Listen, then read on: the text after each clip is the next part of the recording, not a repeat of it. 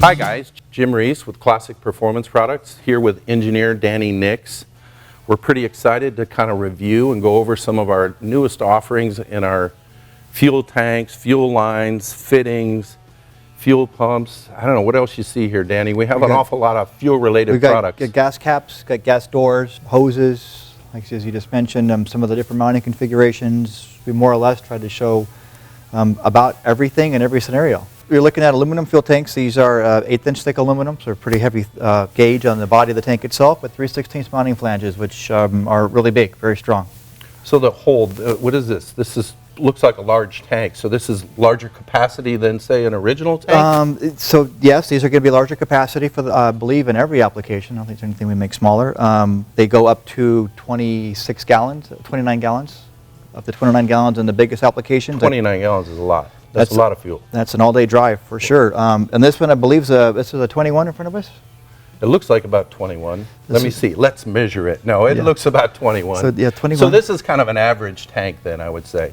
And it looks like it's all heliarc welded. It's a very beautiful looking fabricated tank. So they're all handmade, CNC machined in pieces, but they're still doing the fabrication by hand when it comes to the final assembly. And there's a lot of cool features. So this tank, when I'm looking at it, I see 3 different holes. Is that normal? I mean, what do we need a hole for, like a fuel tank sending unit? Where do you put fuel in? Explain a little bit more detail. How does this tank work? So as you mentioned, there's 3 holes on the top of the tank.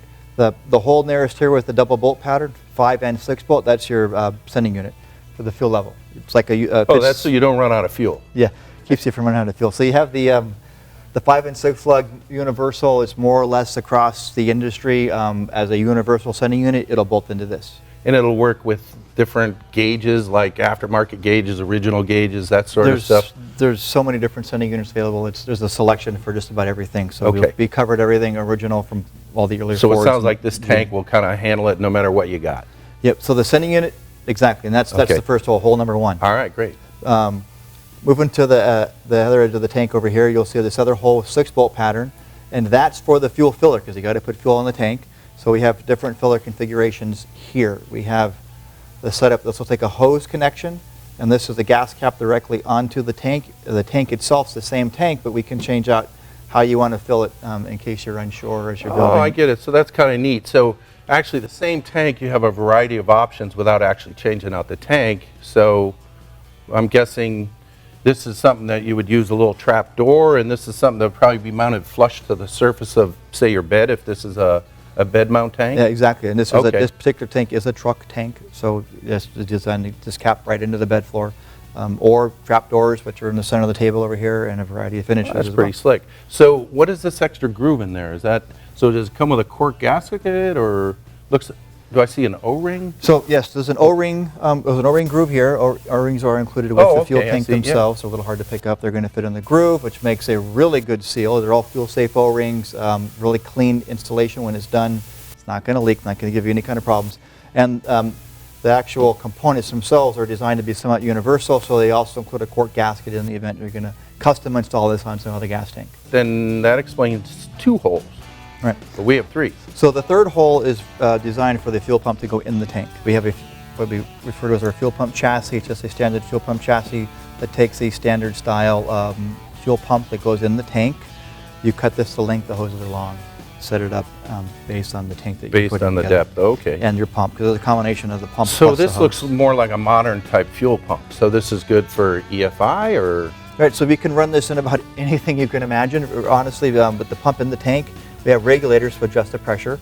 So you can run EFI, you can run carburetors, you can run it however you need to do it with the pump in the tank.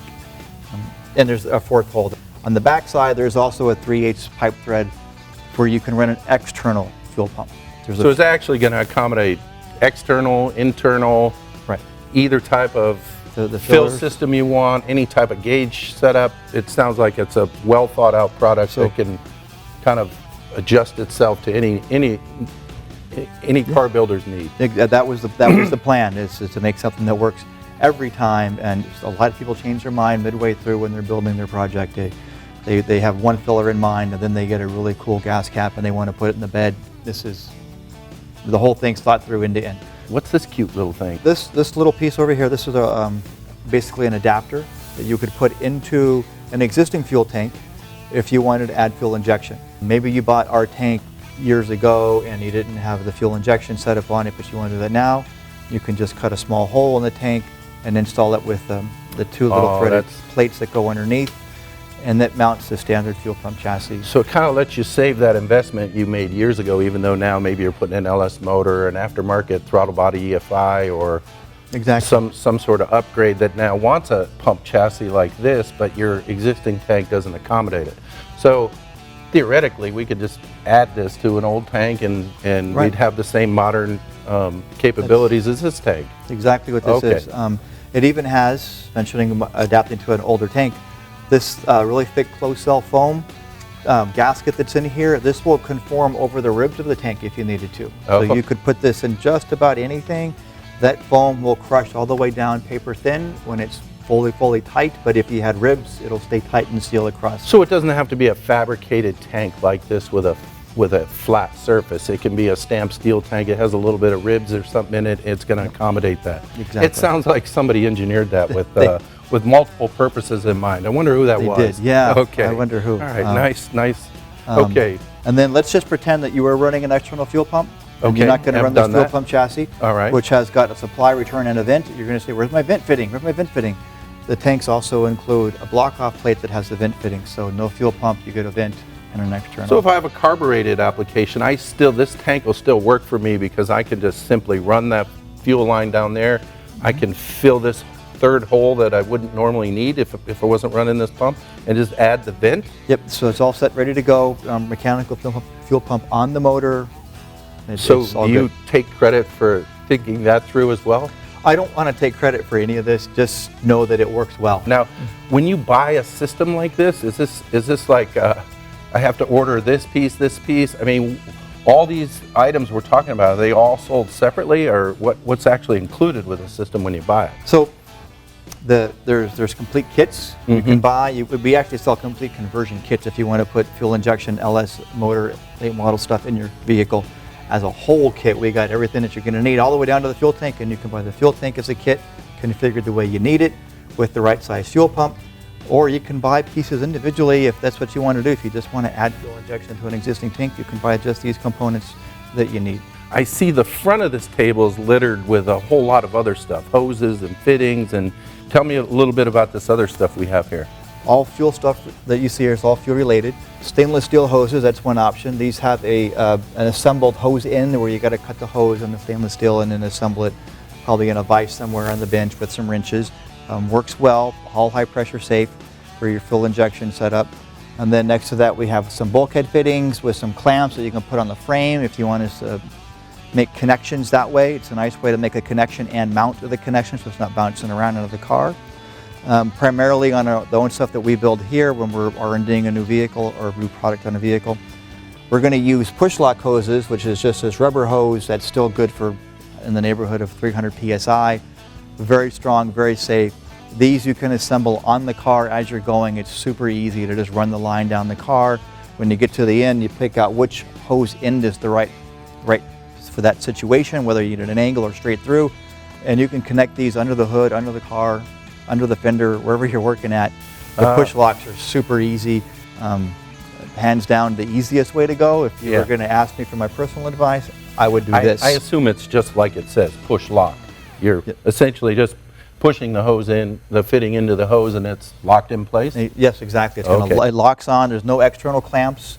The clamps shouldn't be used. The fittings are tight just like they are. If you put a clamp on there and start compressing, then you're going to risk cutting a hose. I wouldn't do that. Just push them on. It's safe. Again, well thought out. So, so most of is this a kit then? It comes with, I see all the hose and the fittings. That's kind of a package that's like a vehicle in mind for installing something like this. It really comes with everything you need to do that? It's everything you need except the mechanic doing the work. Okay. It's very, very complete kit. Have you engineered that portion of it, or what? It's coming soon. So it'll be a complete kit either with the push lock hose or with the stainless steel braided hose. They're both available as full kits. Another nice piece right next to the hose, almost missed this thing, is another fitting that you can install into any tank. And that's just a small little piece that we sell. Why would we want to install a fitting in a tank? Well, let's say that you've got an old carbureted tank and you're in an external pump and you want to put a return hose someplace, return line coming off the regulator. Oh, I see that. It's needed often with the aftermarket EFI. So, yep. Okay. So you drill a hole. It takes a 1/2-inch hole. You drill a hole in the tank. Try to get the chips out from drilling it. Do your best. All the pumps are going to have filter socks or filters somewhere, so there's very little risk of damage, but still clean the tank out. Okay. And then you tighten this fitting up. If you ever installed like a rib nut, where you're going to put basically like a hollow rivet into the hole, you tighten the bolt down first. That's included into the kits on the bottom. Really goes in the top. You tighten it down. It makes the seal into the tank. It includes a rubber seal. And then you remove the bolt and you thread in your fitting. So no special tools required. Sounds like a 1/2-inch drill, a couple of crescent wrenches, or exactly 9/16 or whatever it needs, and no special rib nut tool or anything like that. If you're familiar with that. Okay. No special tools needed. Goes in simple. I pressure tested these myself in the shop without the gasket at 120 psi, and there isn't any leaks. Oh. So not in the tank, because that'll blow the tank up, but still. And an average system like this is like 58, 57? Well, working PSI in the hoses would be 58, but where the fitting goes into the tank, this should be at atmosphere pressure. Right. You might have a small amount of vacuum. Yeah, okay. But nothing works really substantial. Well. Yeah, it's very safe, very easy to install. This seems like a very robust offering. It looks like very well made product, well designed, well thought out. I can't wait to get all this in the showroom and on display and work with some of this product in the R&D center. Please give us your feedback, ask questions, leave a comment below. Thanks again. It's Jim Reese, Danny Nix. Remember, www.classicperform.com. We're out of here.